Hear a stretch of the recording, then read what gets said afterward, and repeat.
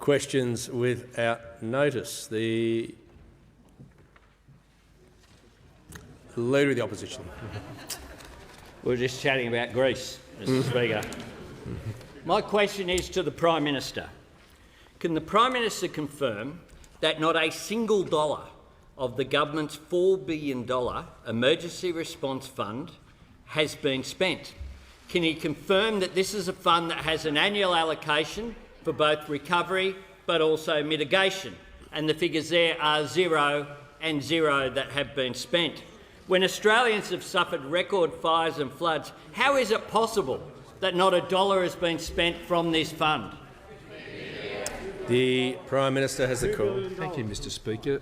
The Leader of the Opposition once again comes to this dispatch box and seeks to misrepresent, at a time like this, Mr Speaker, the important support that has been provided by this government,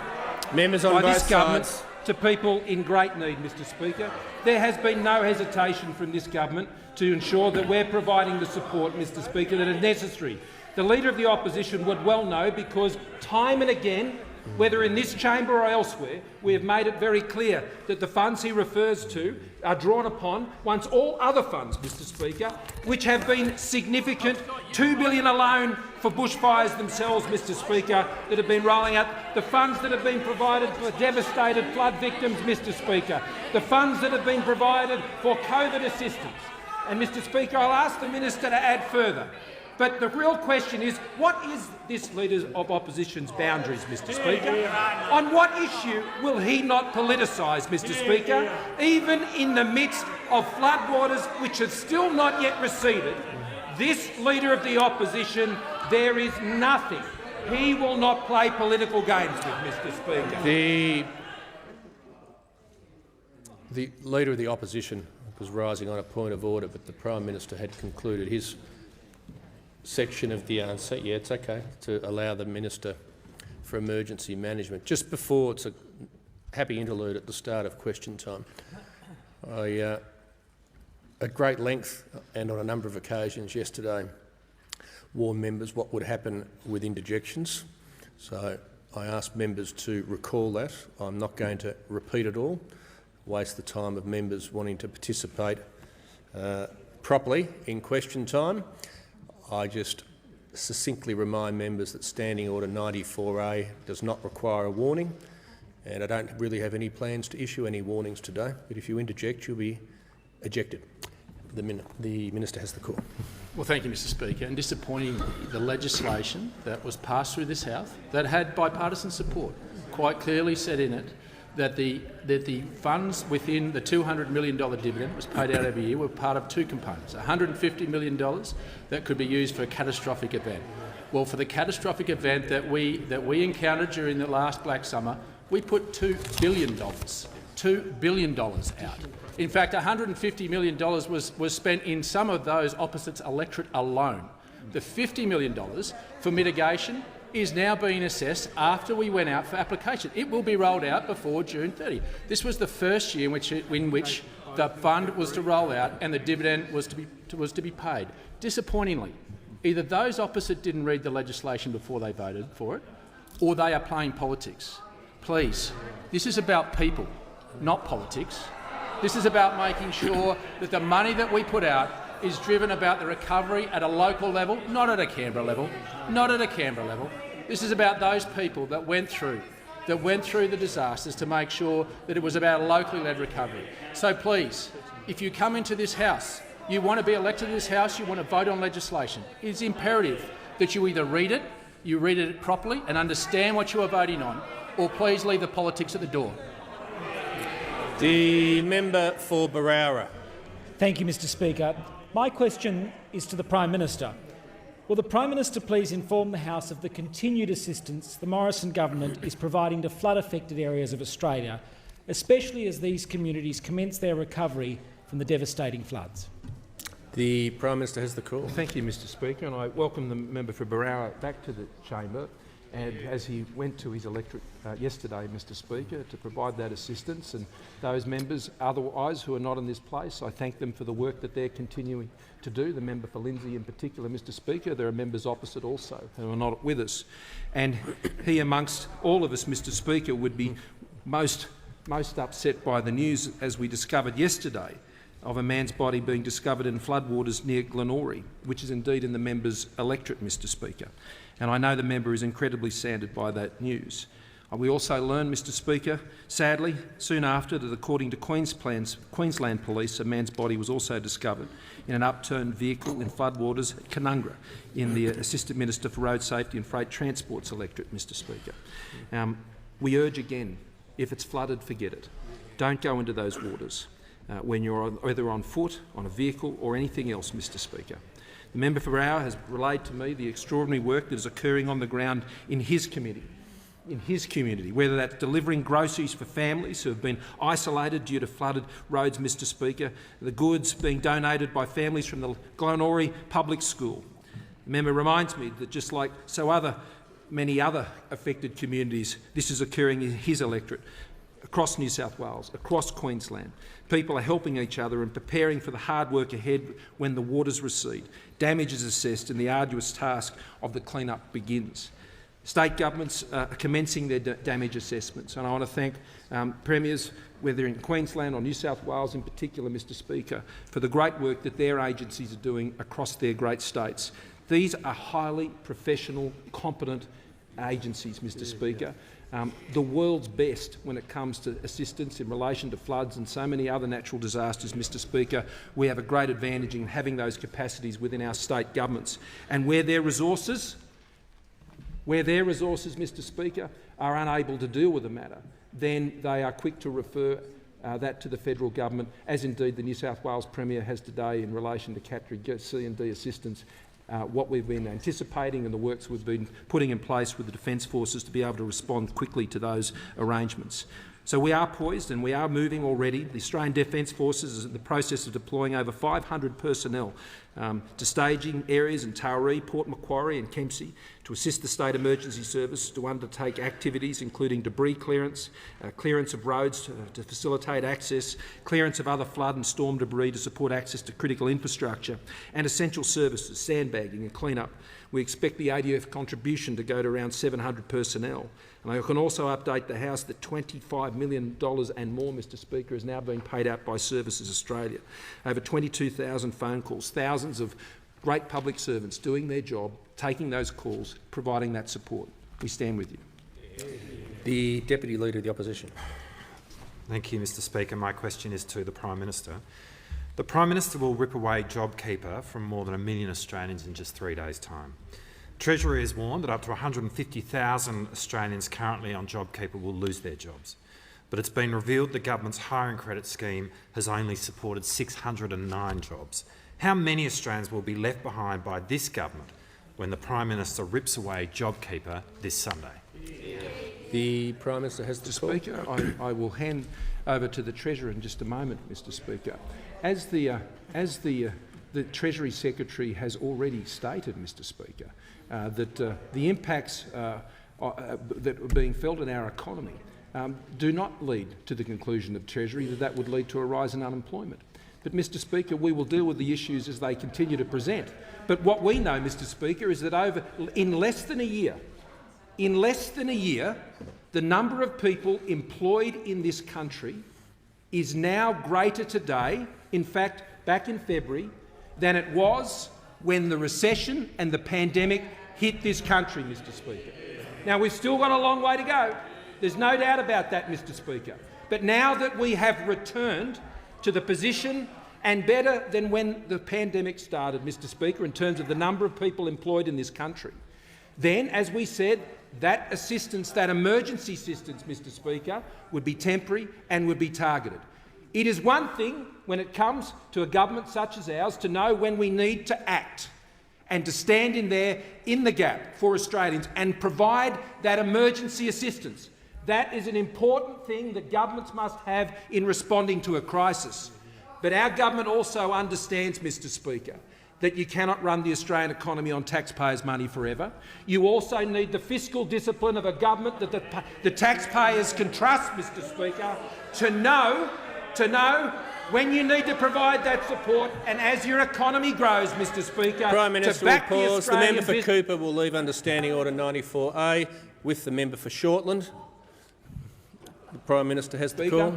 You've also got to know, once you've stepped in and you've provided that support, that you can trust Australian businesses and Australian workers who are rebuilding this economy on the other side of the pandemic. Mr Speaker, if it was up to the Labor Party, they'd never stop spending. They'd never stop spending, Mr Speaker, and that means they'd never stop taxing, Mr Speaker. That's what we know about the Labor Party. That's what we know about the Labor Party. They can start spending, Mr Speaker, but they can never stop it. And that means they start taxing and they never stop taxing, Mr Speaker. The Treasurer may wish to add to the answer.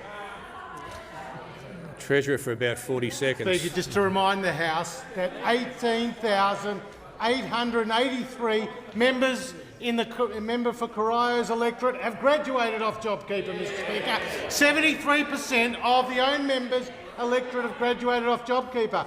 Indeed, Senator Henderson and I visited the members' electorate to Cotton On, a business employing more than 5,000 Australians. The member for Corio wasn't there. We were there to celebrate the fact that it has also graduated off JobKeeper, Mr Speaker, and to also celebrate the fact that in the own members' electorate they were making an investment in expansion of the distribution centre, creating more than 100 new jobs. The Treasurer's time has concluded.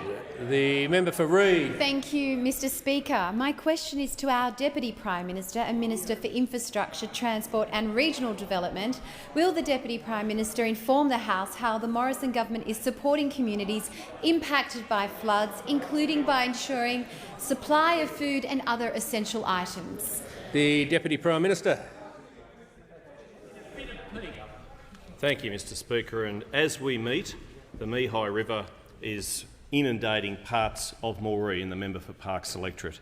And as we meet, there are families in Australia who are mourning loved ones who have been lost in this crisis. It is a tragedy.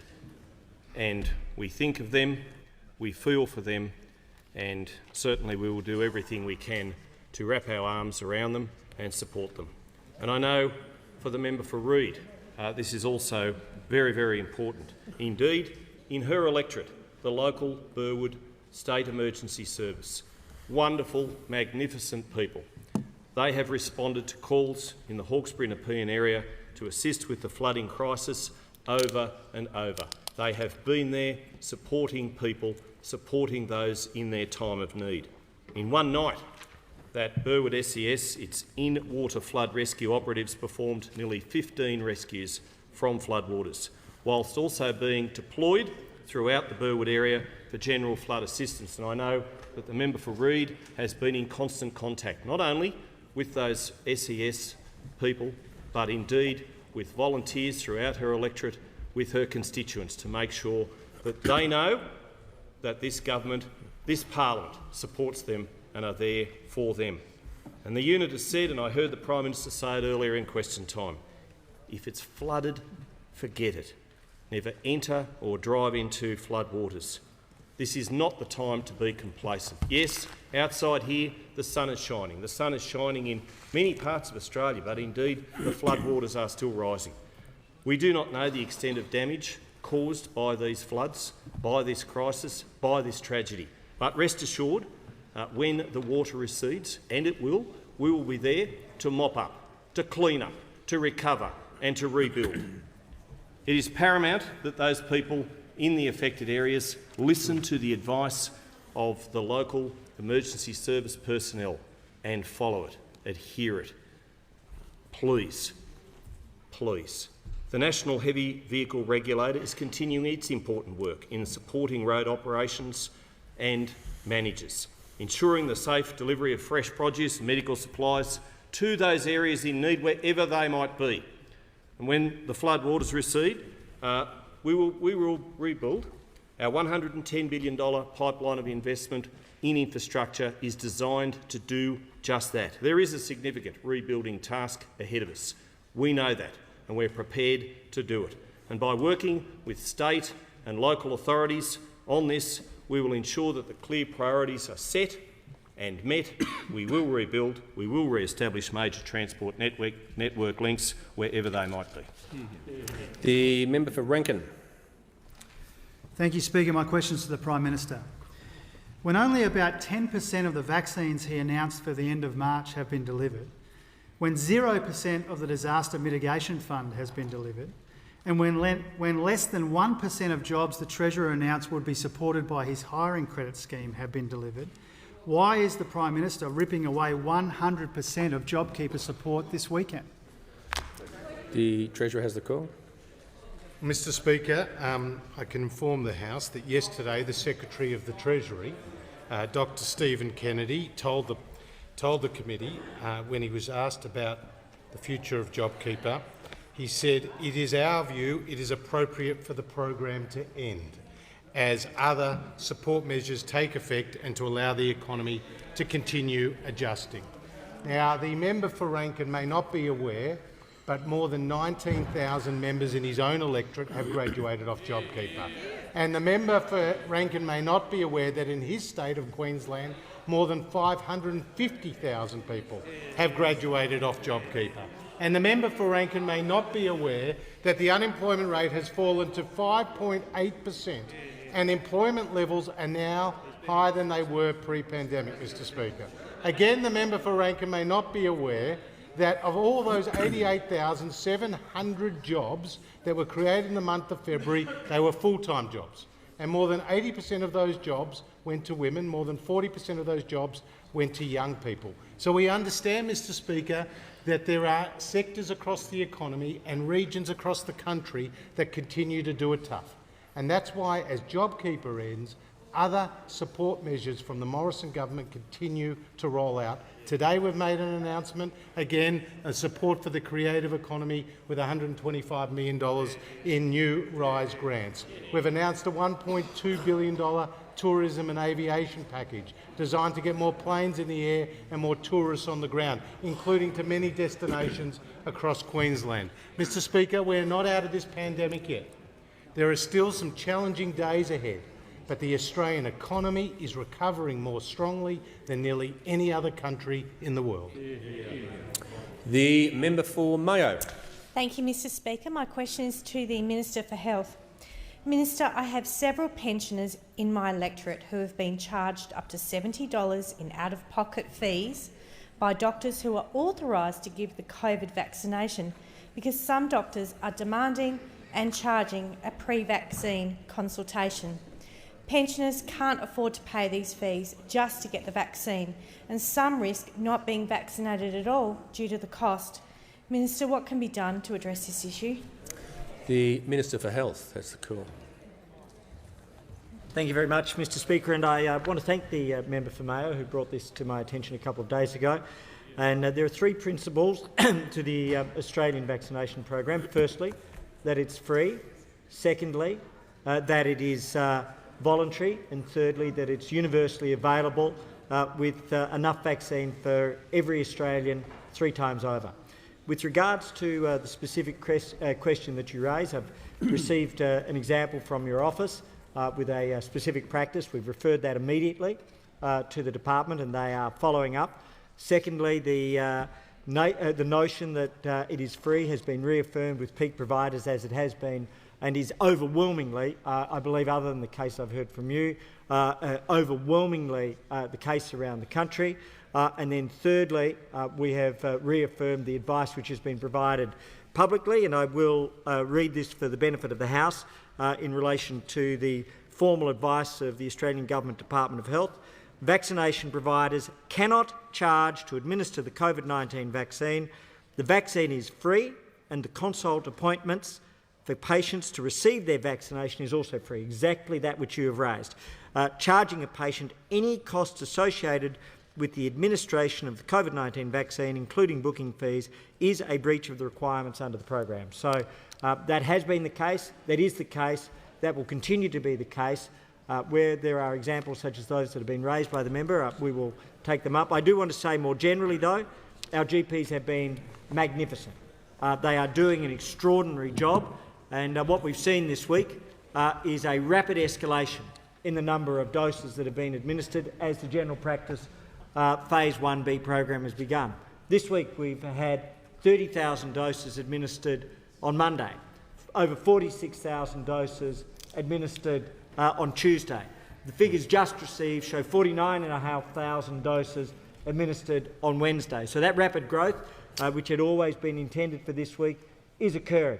Over 126,000 doses over the course of the first 3 days of this week.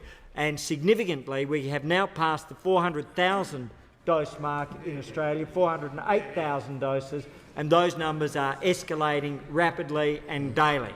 We're only able to do this because of the help of our magnificent GPs, because of using that primary health network, and very importantly, we had the floods and the impact on distribution, which everyone was aware of, and a couple of days ago there were 38 practices to be still looking for their first deliveries. That's now down to one, Taree, where the practice is still battling flood conditions, but we've achieved that result, and second week vaccination deliveries are on their way already, and I thank our GPs.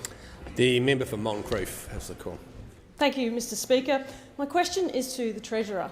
Will the Treasurer update the House on how the Morrison government's decisive economic leadership is helping more and more Australians find jobs to support their families and secure their livelihoods? The Treasurer has the call. Mr Speaker, can I thank the member for Moncrieff for her question and acknowledge her experience as an author, a musician and in small business before coming to this place, and the fact that in the honourable member's electorate more than 24,000 people have graduated off JobKeeper, and across Queensland more than 550,000 people have graduated off JobKeeper. And the member for Moncrieff, like those on this side of the House, are working hard to create more jobs across the economy. Create more jobs across the economy as we recover from the biggest economic shock since the Great Depression. Now, Mr Speaker, the unemployment rate has fallen to 5.8%. We've seen employment levels get to where they were pre-pandemic. We have seen more than 80% of the jobs created in the month of February, 88,700 jobs, more than 80% have gone to women. More than 40% of those jobs have gone to young people. And we know that all of those jobs that have been created were full-time jobs. Now, Mr Speaker, we also know that 2.7 million Australians have graduated off JobKeeper, and 680,000 Australian businesses have graduated off JobKeeper. And I've had the opportunity to visit electorates right across the country and meet those small business people and their workers who've graduated off JobKeeper, like the cafe in Sturt, like the cake shop in Reid, like the bicycle shop in Braddon, like the construction business in Herbert. Mr Speaker, these are the Australian success stories. These are the businesses that are getting to the other side of this pandemic.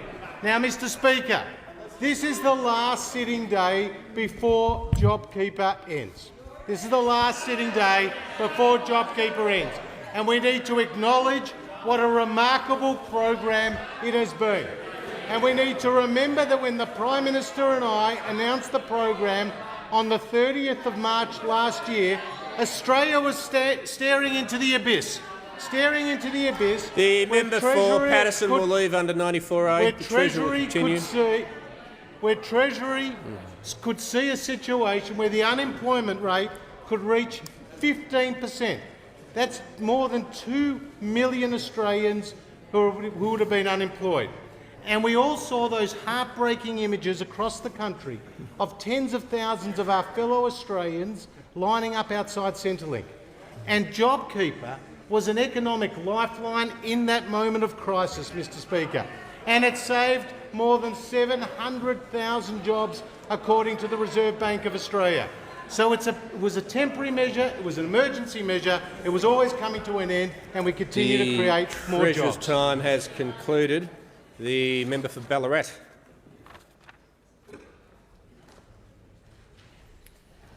Thank you, Mr Speaker. My question is to the Prime Minister. I refer to the formal complaint from Brittany Higgins to the Prime Minister's Chief of Staff, asking him to examine if the Prime Minister's office undermined her loved ones.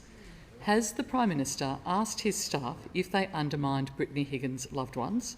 Does he deny his office undermined Brittany Higgins' loved ones? The Prime Minister has the call. Mr Speaker, I have seen that and received that correspondence, Mr Speaker, and will be responding to Brittany Higgins in the course of today, Mr Speaker. But separate to that, following my interview this morning on ABC AM this morning, my Chief of Staff received confidential information, not the matter the member is referring to, but confidential information from a primary and direct source regarding these matters.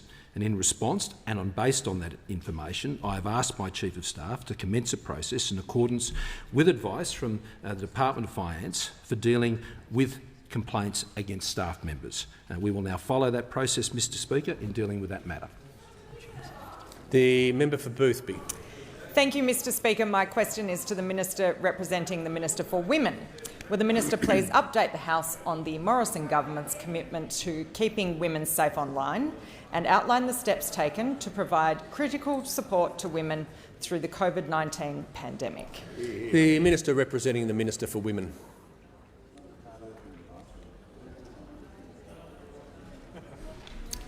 Thank you very much, Mr Speaker. Can I thank the member for Boothby for her question? Can I thank her for speaking up about the vicious ongoing hate campaign that was waged against her?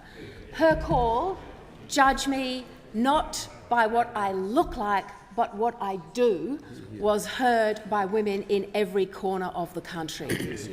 And the member for Boothby didn't do this for herself, because yesterday she was straight back representing vulnerable, disadvantaged women, bringing them to this parliament and speaking up for them, and her voice is incredible. Mr Speaker, the determination of every member of this parliament, on both sides, to improve the safety of all Australian women is shared by the government and its current actions. Now, I talked about our national partnership on COVID-19 domestic and family violence and how we helped boost the capacity of the states and territories to deliver domestic violence support during the pandemic. And that helped address what appeared to be a tragic increase in violence. Isolation, lockdowns, unfortunately, took their toll in pressures on families. There were more than 30,000 additional calls to 1800 RESPECT in May, June and July last year than during the previous year. And Victoria in particular, we saw the impact of the tough lockdowns. There were 20% more who contacted the 1800 service. Now, this funding on the ground helped boost crisis hotlines, women's refuges, surges in caseworkers, flexible support packages of funding and emergency accommodation. But of course, online safety is also an important focus of the government. And the Minister for Communications will soon introduce a new Online Safety Act. This Act will include establishing a world-first cyber abuse takedown scheme for Australian adults based on the success of our cyberbullying scheme for children. If it's not appropriate, take it down. Reducing the timeframe that providers need to remove image-based abuse, cyberbullying and seriously harmful online content. It's now 48 hours, it's going down to 24 hours. If something like that is up there about you or a vulnerable woman or indeed anyone, and the member for Boothby knows this only too well, take it down. Mr Speaker, there's always more work to do for rural women who need a safe place to go, for women everywhere who demand respectful and safe workplaces, for everyone who deserves to be safe online. We're determined to change and change for the better. The Deputy Leader of the Opposition. Thank you, Mr Speaker. My question is to the Prime Minister. Isn't it true that no matter what reshuffle the Prime Minister announces, after 8 long years his ministers are beset by scandal, including Senator Cash, who misled the Senate, hid behind a whiteboard and repeatedly refused to provide a formal statement to police about the AWU, an Energy Minister known for Grassgate, Watergate, Collinsville and the forged documents affair, an NDIS Minister sacked following a trip to China which breached ministerial standards, a Home Affairs Minister famous for the au pair affair, and an Urban Infrastructure Minister who paid $30 million for a piece of land worth $3 million. The Prime Minister has the call. Thank you, Mr Speaker. I'm very proud Members of my on both team, sides. Mr Speaker. I'm proud of the fact we've got a Deputy Prime Minister who's overseeing record infrastructure funding, Mr Speaker, and has kept planes in the sky during the COVID pandemic, Mr Speaker. I'm very proud of a Treasurer, Mr Speaker, who stood with me and announced the single biggest economic intervention that has saved Australians' lives and livelihoods during the course of the pandemic and has seen job numbers return to the level we saw pre-pandemic. I'm incredibly proud of the Minister for Health, Mr Speaker. I'm proud of his efforts, Mr Speaker, to see Australia through to ensure that Australia stands amongst a small band of countries as we lead the world out of the COVID pandemic. But on top of that, Mr Speaker, at the same time continues to preside over one of the most successful pharmaceutical benefit schemes in the world, Mr Speaker. I'm incredibly proud, Mr Speaker, of Senator Cash, of Minister Cash, Mr Speaker, our Deputy Leader in the Senate, who has put in place the Job Trainer program, which is seeing more than 300,000 additional training places this year, Mr Speaker, right in the middle of the pandemic. The Minister for Industry, Mr Speaker, who is reigniting manufacturing and getting Australians back into work in manufacturing shop fronts and shop floors all over the country, Mr Speaker. I'm very proud of the Minister for Foreign Affairs, because our Minister for Foreign Affairs, Mr Speaker, Mr Speaker, is doing a massive job standing up for Australia, bringing together with other world leaders, Mr Speaker, the Quad together and putting into this place, Mr Speaker, the Foreign Relations Bill, Mr Speaker, which is a stand-up for Australia's sovereignty like we've never seen in this country, I suspect, before. Oh, I could say, Mr Speaker, before the foreign interference legislation, Mr Speaker, which was such a critical act pulled together by the Attorney-General, Mr Speaker, and I commend him for the job that he has done on that. And of course we have the Minister for Home Affairs, Mr Speaker,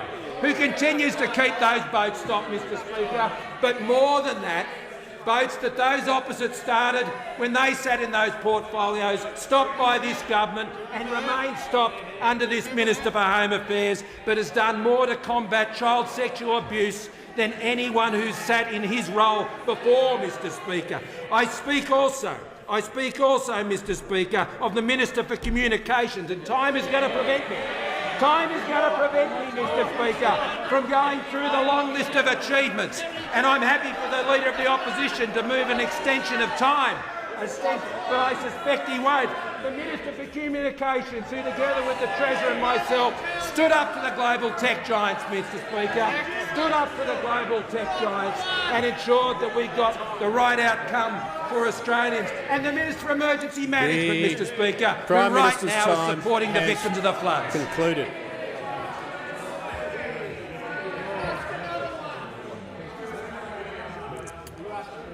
The call's this way.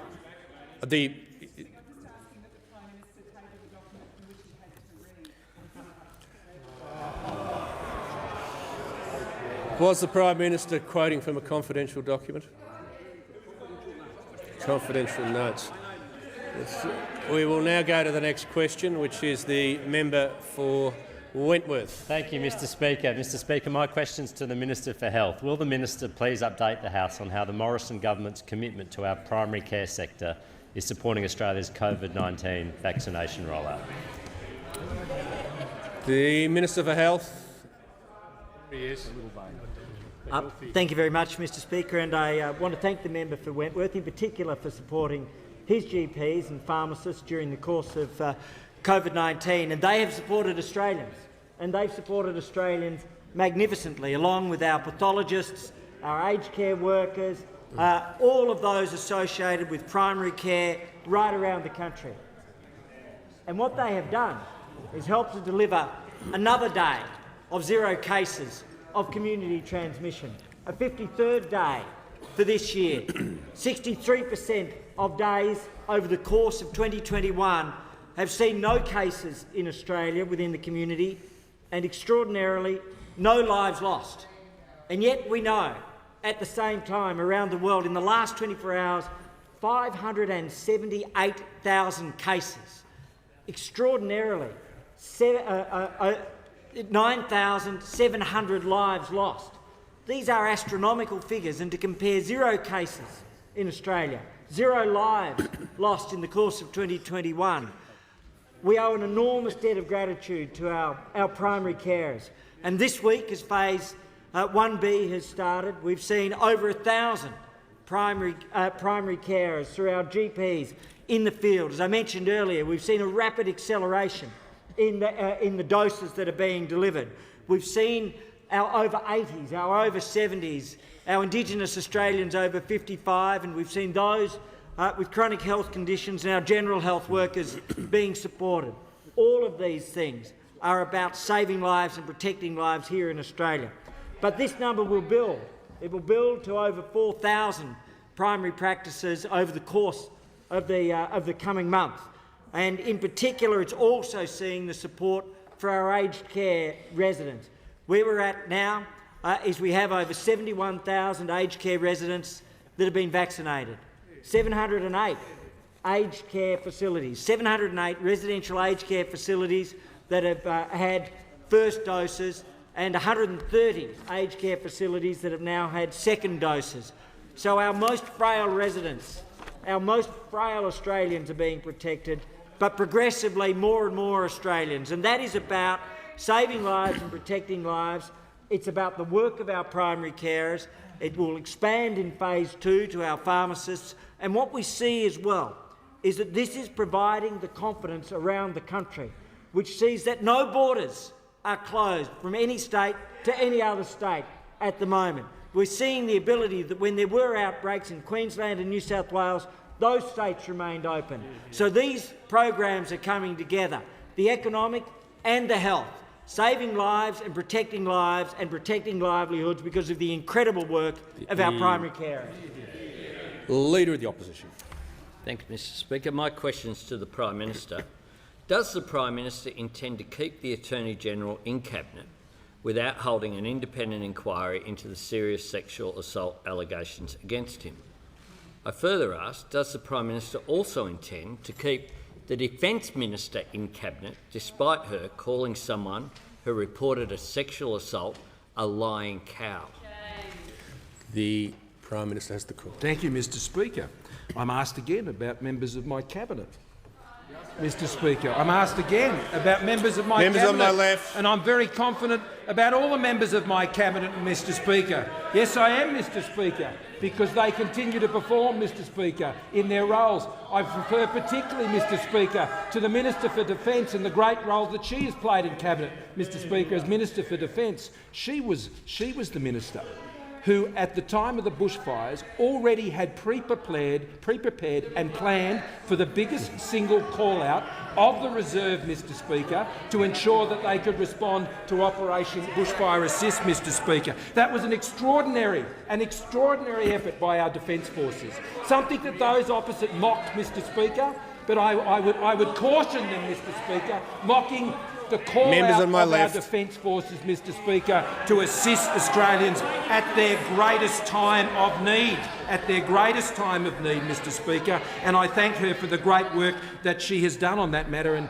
the Attorney-General, Mr Speaker, when JobKeeper went into the parliament, and I note that those opposite like to vote for it on one day and then criticise it the next, Mr Speaker. They voted for JobKeeper to come off, and now, Mr Speaker, they criticise when JobKeeper comes off. All through this pandemic, Mr Speaker, we have not been able to rely on the opposition, Mr Speaker. They have had to be dragged kicking and screaming, Mr Speaker. We can't rely on them. The Australian people can't rely on them. But as Attorney-General, Mr Speaker, what he did, Mr Speaker, was ensured that we had the changes. We had the changes that kept people in work, Mr Speaker.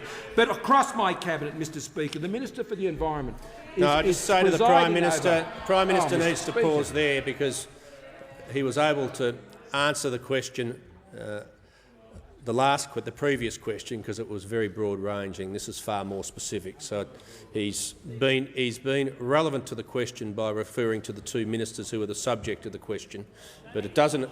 The Leader of the Opposition, I'm addressing the House. It doesn't enable the Prime Minister to give a report on every other minister. The Prime Minister. Another opportunity will present itself during the course of question time. Maybe I'll have to add to an answer later, Mr Speaker, because there were quite a number of others that I was keen, Mr Speaker, very keen to speak of their achievements, including the Minister for Environment, who does do an amazing job on recycling revolution in this country. Mr Speaker, I have great confidence in the members of my Cabinet, Mr Speaker. The Leader of the Opposition can't even have enough confidence in his shadow treasurer to keep him in the job. He's had to put someone to oversight him, Mr Speaker, in the Deputy Leader of the Opposition. I have great confidence in my Cabinet members. They have great confidence in me, Mr Speaker. I don't think the Leader of the Opposition can say the same for those who sit on his front bench in him. The member for Robertson. Thank you, Mr Speaker, and my question is to the Minister for Agriculture, Drought and Emergency Management. Will the Minister please outline how the Morrison government's previous successes leading recovery efforts during the North Queensland floods, Black Summer bushfires and through the drought will inform our recovery efforts from the devastating New South Wales and Queensland flood event? The Minister for Emergency Management. Well, thank you, Mr Speaker. And I thank the member for Robertson for her question and a concern of those communities impacted by the current flooding events. And while our mind does cast to the recovery efforts, the events of the last 24 hours are a tragic reminder of the dangers that lie. While the sun might be shining, it is still unsafe to go into those waters. There is no appointment, there is no job, there's no car, there's no house that's more important than your life. And we just remind people to please be patient. Help is on the way. There's up to 700 ADF personnel that will be spread across the eastern seaboard to support those communities in their recovery. There's 5 helicopters also from the ADF in support of those communities. And today, in the next hour, I'll be signing an instrument to add another 26 New South Wales local government areas to the already 34 that are eligible with $1,000 per adult and $400 per child, and the 13 weeks' worth of income support for those who have had income taken away from them as a result of this event. And we will work through that as our immediate and initial support. But we have learnt so much from what has happened to this country over the last couple of years. 2 years ago, nearly to the day, we had devastating floods in northwest Queensland that went from Townsville out into northwest, where we lost 500 million head of livestock. The cattle industry were decimated in 24 hours. Yet we stood up with the state government of Queensland over $3.3 billion in making sure those people knew that we were there to support them, not just in a physical sense but also in an emotional sense. Mental health has played a significant part in every tragedy that we have faced as a nation, in making sure we not just rebuild people's livelihoods but also their lives. We've done that also with the enduring drought, and it's important to understand while this rain event has been quite widespread, there are still parts in central West Queensland that are still in drought, particularly in my electorate of Marinella. But we will continue to commit to those people with the nearly $11 billion that's been put aside by the Australian taxpayer to support them through our national drought strategy, supporting them in the here and now, making sure they have the dignity and respect of being able to put bread and butter on their table for their families, supporting those communities to support them, because it's also those communities that do it tough, because when farmers don't have money, they don't spend it in town, and we need to support them through these trying times. And we've looked to the future with the Future Drought Fund, and the $100 billion is being rolled out as we speak. And this isn't my fund, this is Farmers' Fund, being derived by Brent Finlay, the former NFF president, in making sure that it actually goes to where it's needed to build resilience. And it's the Bushfire Relief Fund, over $2.2 billion, of which $1.5 billion has gone out of the Commonwealth's pockets into the pockets that need it most, those victims. And we will continue to roll out the last part of that, which is about long-term economic recovery, which the community decides. So no matter the disaster, the Australian government will stand shoulder to shoulder with those that have been impacted by these disasters. The member for Cowan. Thank you, Mr Speaker. Mr Speaker, my question is to the Prime Minister. I refer to comments made by Peter Credlin regarding unacceptable behaviour at Parliament by government staff, and I quote, "The other three that Peter Van Onselen broke in his story this week, I know who you are, I see you." Has the government contacted Ms Credlin in order to identify the staffers? The Leader of the House. Thank you, Mr Speaker. I just point out that that question cannot be in order. It's not within the Prime Ministerial responsibilities or his duties to be commenting on comments made by members a on commentator. my left. And the Labor Party sought to politicise this issue all week. And the fact is, Mr Speaker, that the question should be ruled out of order.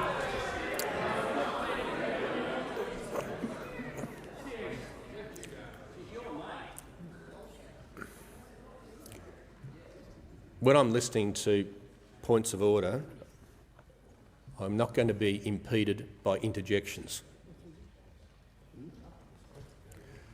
The Manager of Opposition Business. Thanks, Speaker. To the point of order, this exact topic was questioned about yesterday and considered in order yesterday. This question simply asks, it refers to the comments by Peter Credden, but then asks, has the government contacted her in order to identify the staffers? These staffers and the issues involved around Parliament House were subject to a question yesterday and were in order yesterday. It's those facts that are the reason for the question, not the fact that there's a statement from Peter Credden. I'm going to rule on the point of order. I understand the point that the Leader of the House is making, and I certainly considered the wording of the earlier questions when they came up, and I didn't simply allow them because there was no objection. I mean, as you well know, I have ruled out questions, and these are all covered in the standing orders and the practice, where it is a question about a statement a government backbencher might have made, because the Prime Minister has no responsibility for those. I think the difference here, though, is very much the nature of the question with respect to government MPs and staff more generally, which is why I allowed the question yesterday, and I will allow it again today. And in doing so, of course, there's some latitude in how it's answered, because, as I've pointed out on many occasions, some of these questions, you allow them, but it doesn't mean it's necessarily within the capacity of the Minister answering to be able to answer, or to answer straight away. The Prime Minister. Mr Speaker, thank you for your insight on that matter. Can I thank the member also for the question? A similar question was asked yesterday by the member for Gorton. And Mr Speaker, these are very serious matters, and the government is taking them very seriously. And where matters such as this can be pursued, then we will, Mr Speaker. But I don't think it is helpful to provide a running commentary on such sensitive matters and how any inquiries on these things may be being Members pursued. on my left. I don't think that's a very responsible thing to do here, Mr Speaker. We have spent quite a bit of time here in recent weeks talking about the importance of process in relation to how complaints or issues may arise regarding the conduct of staff or others in this place. Now, I propose to honour that, Mr Speaker, in how I do with these things, and I would encourage others to follow the same practice. The member for Mallee. Thank you, Mr Speaker. My question is to the Minister for Defence Industry. Will the Minister update the House on how the Morrison-McCormack government's record defence investment is providing opportunities for Australian defence businesses and creating jobs as we rebuild from COVID-19? The Minister for Defence Industry. Thank you, Mr Speaker, and can I thank the member for Mallee and acknowledge her passion for regional Australia, but in particular, of course, her own electorate of Mallee. Mr Speaker, our government is investing a record $270 billion in our defence capability, and we are creating thousands of jobs and providing opportunities for Australia's defence industry. Mr Speaker, last Friday I had the great pleasure of visiting the Shoalhaven region with my dear friend from the other side, Senator Jim Molan. And in that region we met a number of people, in particular the Shoalhaven Defence Industry Group, Saab, Lockheed Martin, and we also met Australian SME Global Defence Solutions. And Mr Speaker, at Global Defence Solutions we had the great pleasure of meeting some of their young Australian workers. We met three young people, Brendan, Madison and Laura, who are working hard on behalf of the Australian people, working on behalf of the ADF, and they're producing a cutting-edge camouflage material. What a great joy it was to meet Laura, because she had only just started her apprenticeship. So it was a great opportunity to learn from her. And these young people are effectively industrial seamstresses. So what they're doing is hard work, it's heavy work, but they need great attention to detail. And I have to say I was incredibly proud to meet those 3 young people. Mr Speaker, Global Defence Solutions has secured multiple contracts with the ADF, and they are creating many, many opportunities in the Shoalhaven region. One of the opportunities we learnt of that, together with other businesses in the region, that they've stepped up to support in our COVID response to Papua New Guinea, and this joint effort is providing locally made deployable medical shelters for Papua New Guinea, and can I say they were very proud to be involved in that project. And thanks to the Morrison government, the Shoalhaven area is going from strength to strength. Mr Speaker, during my visit to Shoalhaven, I also visited the incredible personnel at HMAS Albatross, and I'd like to extend my deep thanks and admiration for the men and women of HMAS Albatross who served the nation all the time, but particularly during the bushfires during the Black Summer region. And these same people are stepping up again, Mr Speaker, in particular Squadron 808, who are conducting search and rescue operations with respect to the New South Wales flood. So well done to them, and it was a great opportunity to meet those people. Finally, Mr Speaker, can I just say a big happy birthday to the Australian Air Force, who turns 100 next week. 100 years of protecting our nation, 100 years of reaching for the sky. So well done. And this Morrison government is getting on with the job of defending our nation, Mr Speaker. The member for Sydney has the call. Thank you, Mr Speaker. My question is to the Prime Minister. Yesterday, the Prime Minister told Ray Hadley that unacceptable behaviour at Parliament by government staff didn't happen when he was Prime Minister. But Network 10 reported these acts occurred over a 2-year period ending last year. Why did the Prime Minister tell Ray Hadley and his listeners something that clearly wasn't true? The Prime Minister has the call. Thank you, Mr Speaker. Well, Mr Speaker, I answered honestly when I was asked that question. I'm not aware of that behaviour having taken place, Mr Speaker, but if other information comes forward, Mr Speaker, then I'm happy to address that, Mr Speaker. These acts that have been referred to in the media, Mr Speaker, I just find completely incomprehensible. Incomprehensible, Mr Speaker. They incomprehensible in terms of what Channel 10 has been reporting. This is conduct that is completely mysterious to me, Mr Speaker. It is not something that I can even conceive of, to be honest. And I think people around this place know me when it comes to those types of issues. And so, Mr Speaker, where this has taken place, and I hope, Mr Speaker, I hope, given those opposites' keen interest in these topics, given there have been many anonymous reports that have been reported in the media also, that I know that the Leader of the Opposition has acknowledged in his own media conferences, Mr Speaker. I hope that they would show the same enthusiasm in pursuing those matters as they are expecting from the government, Mr Speaker. The member for Goldstein. Thank you, Deputy Speaker. Thank you, Deputy Member for Goldstein. Thank you. Thank you, Speaker. My question is to the Minister for Communications, Urban Infrastructure, Cities and the Arts. Will the Minister update the House on how the Morrison government is backing our arts sector so they can get shows back on the road and workers back into jobs? The Minister for the Arts.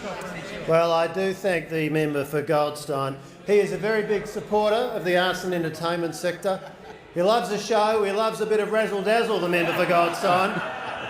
And of course, so many Australians love a show. And increasingly Australians have the chance to go and see our talented performers as they're treading the boards. Thanks to our $75 million to date RISE, Restart Investment to Sustain and Expand Fund, launched last year, supporting right now 115 productions, events, festivals, concerts, tours, such as the Adelaide Fringe Festival, the Melbourne Fringe Festival, Circa with their Shaun the Sheep show, the Wood 40 Folk Festival, the Byron Bay Blues Fest, the Terrapin Puppet Theatre in Tasmania, Bluey's Big Play, the stage show, the Hamilton and Harry Potter, the musicals, the Flying Fruit Fly Circus, the Very Hungry Caterpillar Show, Mr Speaker, and much, much more. But wait, Mr Speaker, there is much, much more, because we've committed another $125 million of RISE funding to get performers back on stage, to get the crew backstage doing their vital work, to get front of house, the ushers, box office. We're supporting the arts and entertainment sector.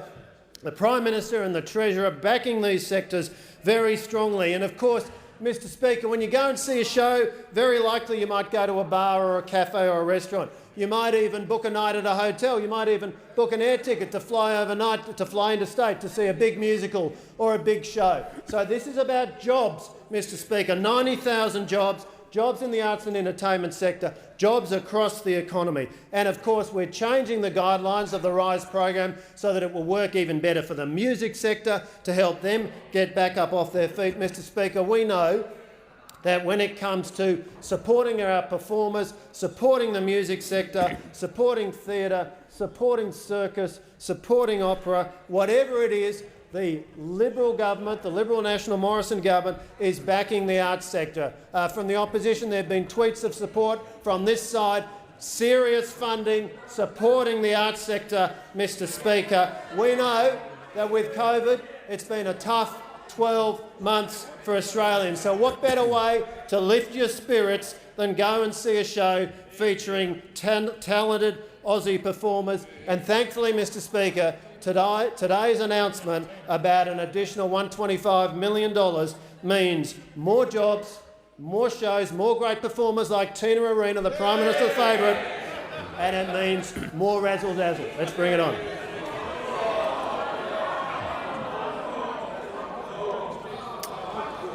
The member for Franklin. My question is to the Prime Minister. I refer to the Prime Minister's comments in this House yesterday concerning statements attributed to Senator Abetz. The Tasmanian Premier has now confirmed Speaker Hickey raised the matter with him a few weeks ago and has separately written to the Prime Minister asking him to consider the matters raised. Since he received the Premier's letter, what steps has the Prime Minister taken to investigate Speaker Hickey's claims? Has he spoken to Senator Abetz? The Prime Minister has the call. Thank you, Mr Speaker. I did receive that letter from the Premier, and it provided no additional information on this matter whatsoever to that was already in the public domain. He simply noted the statement that was made, Mr Speaker, the statement that had been made under privilege in the Tasmanian Parliament, and he then noted the complete denial of that statement by Senator Abetz, Mr Speaker, and that's where the matter rests. It's a matter of comment that, of course, were that to be the case, that would be repugnant, Mr Speaker. But those comments have been absolutely denied by Senator Abetz. So, Mr Speaker, a senator of a long time standing in this place has made that statement. He's made it openly as a complete denial of what has been put against him. And, Mr Speaker, having not been party to that conversation, like the member who has raised the question, then, Mr Speaker, then that denial, as Senator Abetz has put it forward, is there on open record. The member for Higgins. Thank you, Mr Speaker. My question is to the Minister for Health. Will the Minister please outline to the House how the Morrison government is continuing to provide hope and support to Australian families battling medical conditions through initiatives like Mackenzie's Mission and Maeve's Law? The Minister for Health.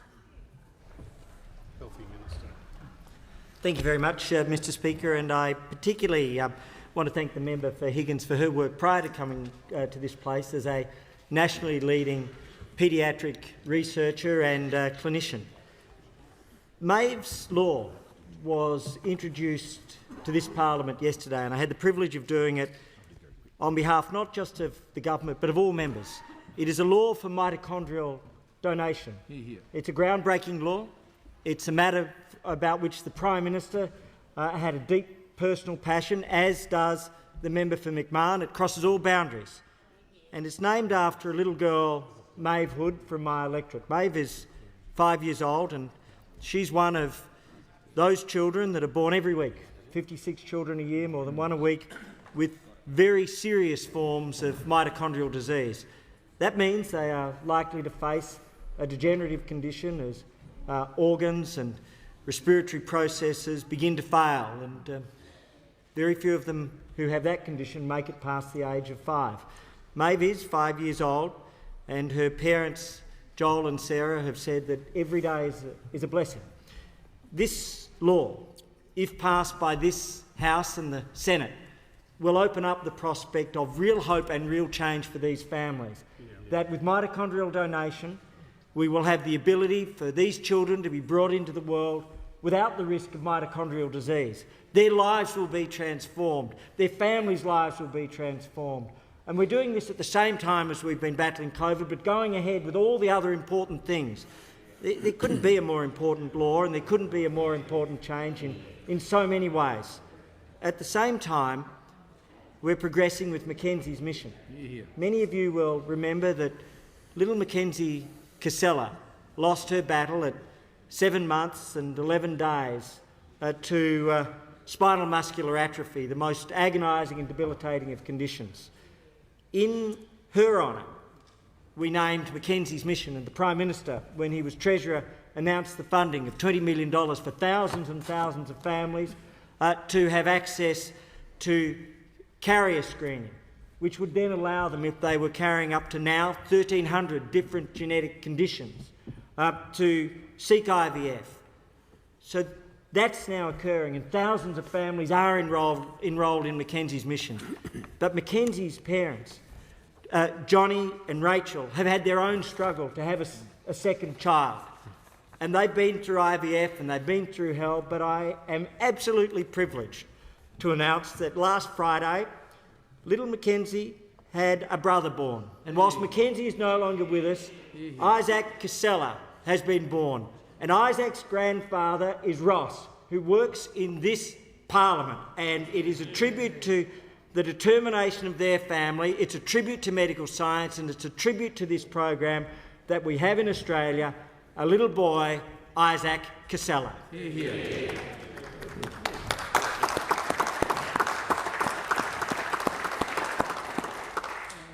The member for Newcastle. Thank you, Mr Speaker. My question is to the Prime Minister.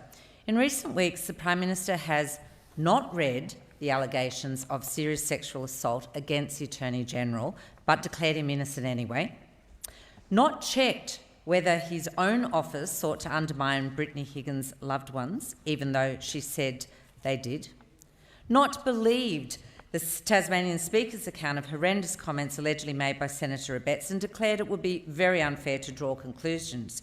In each case, a woman's word was not read, a woman's claim not checked. The member's time has concluded. There's no question. I'll move to the next one. I'm sorry, I am not going to put up with that from the member for Lawler. We have a time limit for questions. It applies to both sides. You have 30 seconds. It is completely unacceptable to interject when I'm enforcing the standing orders. You expect me to enforce them.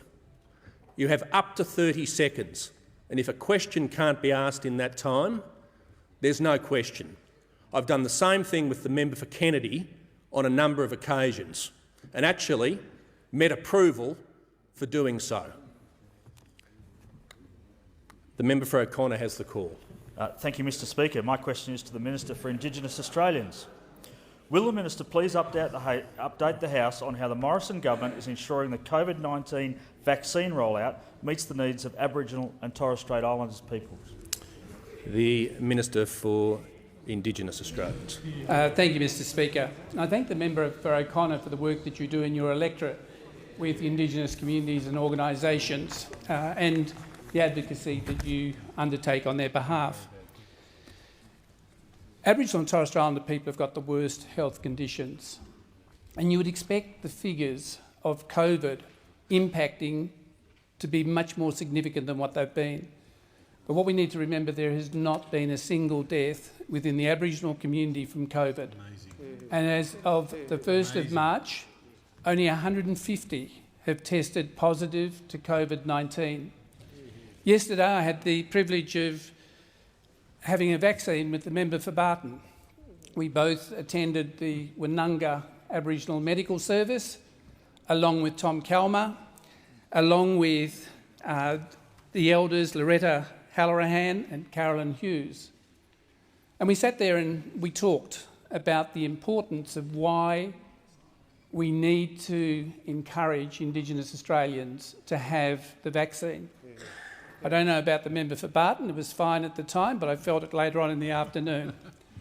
But the work that the Aboriginal medical services are doing are absolutely important. Yeah. The work that my agency is doing with Minister Hunt's agency in coordinating effort across this nation in geographic, diverse locations is absolutely critical and important.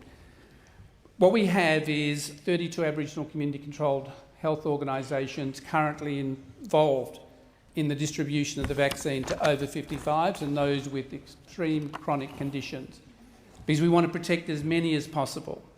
And we're building to around 100 services for around 300 sites across Australia, and that is important. Messages are going out in language.